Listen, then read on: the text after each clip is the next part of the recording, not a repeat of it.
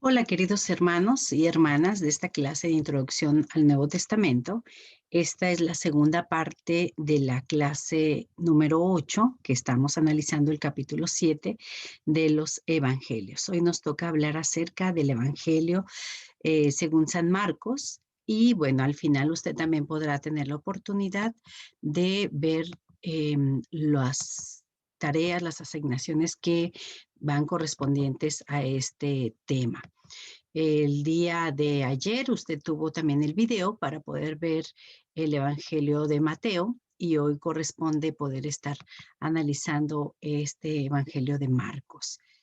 Siguiendo esta línea acerca de las dos formas para hacer evidenciar lo que es la paternidad literaria y todo lo que vemos acerca de las fechas, el propósito, el contenido del material, vamos a continuar con estas dos evidencias para poder comprobar la paternidad literaria de este evangelio. En la evidencia externa encontramos que, citando a Papías, Eusebio, el escritor, hablaba acerca de este líder cristiano, hablando acerca de Marcos, que interpretaba a Pedro, que escribía con diligencia, pero también de una manera no tan ordenadamente los eventos. Hace resaltar que si esto fuera cierto, entonces hay dos partes muy importantes que revisar. Primero, que Marcos sirvió como intérprete a Pedro y sirvió como fuente de información y ayudó a los conceptos de Pedro, estos fueran conocidos. Así es que si esto es cierto, lo que decía este líder religioso Papías, entonces Marcos sirve como intérprete y tiene como fuente principal toda la información que Pedro y los conceptos que él manejaba. Otro aspecto importante es que Marcos escribió con diligencia, ya decíamos anteriormente, pero no con un orden cronológico. Marcos entonces tiene a Pedro como testigo ocular y esto ayuda a explicar la vivacidad y la frescura que distingue a este evangelio. Así es que hablando de esta identificación de la evidencia externa, esto es lo que podemos encontrar. También los cristianos primitivos lo identifican como el Juan Marcos del capítulo de Hechos 12:12, el joven que deja toda su casa en Jerusalén y es acompaña a Pablo y a Bernabé en el primer viaje misionero que ellos tienen. Ya después, por algunas diferencias que leíamos en el capítulo, ¿verdad?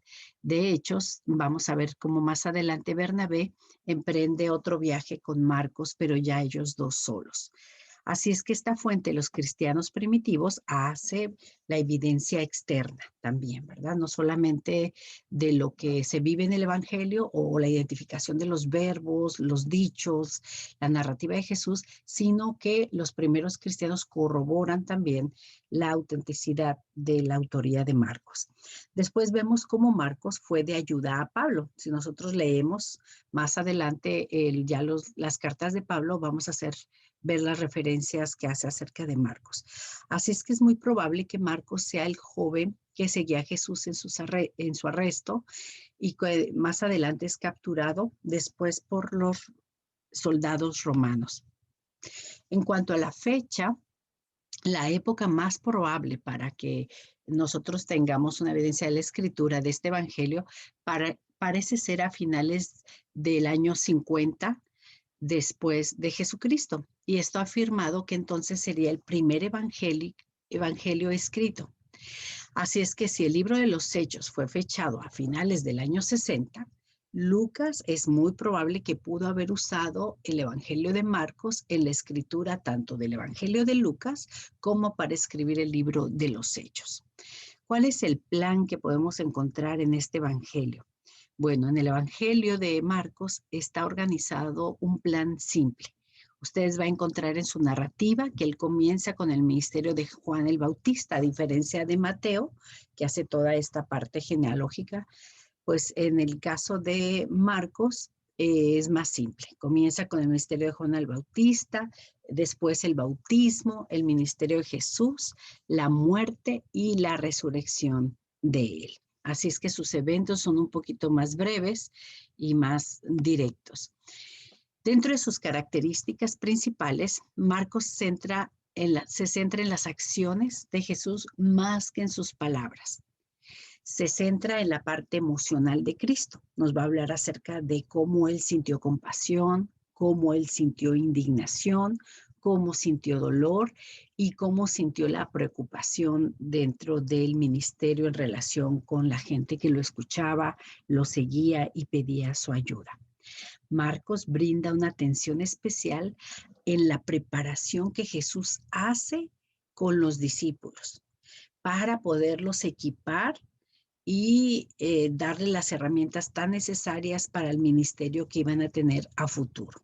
Marcos resalta esto. Hace también especial énfasis en la deidad de Jesús, corroborada después por el Padre, y bueno, más adelante vamos a ver que hasta los mismos demonios lo reconocen y tiemblan, ¿verdad? Pero Marcos hace este énfasis principal acerca de que Jesús es Dios. El lugar de origen, bueno, como el Evangelio de Mateo que revisábamos también, no hay datos muy precisos, no tenemos ningún dato que corrobore y diga realmente ha sido aquí, pero entre todas las declaraciones, entre todos los estudios que se ha hecho, se sugiere que Marcos escribió desde Roma su evangelio. Hay varias evidencias donde estaba con Pablo, donde estaba con Pedro, y es probable que de ahí se destine esta información. Bueno, ¿cuál es el principal objetivo en el destino de este evangelio? Pues la evidencia interna, que hablábamos acerca de esta forma de hacer, cómo conocer la parte paternal literaria de este evangelio. Marcos se sugiere que escribió a una audiencia romana, ¿sí? Tenía un propósito específico, que Marcos estaba interesado en presentar su evangelio buscando enfatizar la persona y obra de Jesucristo, la necesidad de las personas de arrepentirse, la característica del servicio del ministerio de Jesús con la culminación de su muerte. Y bueno, para finalizar este evangelio tan importante, tan lleno de vivencias, un evangelio muy fresco, podríamos decir que, bueno, algunos manuscritos terminan diciendo que Marcos concluye con el capítulo 16, versículo 8. Otros agregan un final quizás más largo, otros que aparecen en el versículo 9-20, basados en esta cita, como un deseo de resumir, como buen escriba, todas las narraciones y las apariciones de Jesús después de la resurrección. Pero entre tantos estudios y análisis, lo que más se le acerca en esta evidencia interna, dan más el apoyo a lo que concluye el análisis y la alta probabilidad de que haya terminado en el capítulo 16, versículo 8. Por supuesto que las agregaciones quizás que se hacen al final de este evangelio pudo haber sido directamente de los escribas, pudo haber sido directamente de los que estaban formando por último el evangelio, pero no tiene ninguna capacidad de alteración en lo que viene siendo el contenido de esta escritura. Así es que no hay ninguna forma de decir que se contradice o que lastimaría la línea que se está siguiendo armónica de los evangelios y sobre todo de todos estos evangelios sinóticos. Gracias por su atención. Ha sido un gusto poderles dar esta segunda parte y van a ver también las tareas en el portal para poder concluir. Son 2 resúmenes los que usted va a terminar haciendo. El resumen de Mateo en una sola hoja y el resumen de Marcos para esta semana y contestar las preguntas para discusión. Gracias, les mando un abrazo y seguimos en contacto con mucho gusto.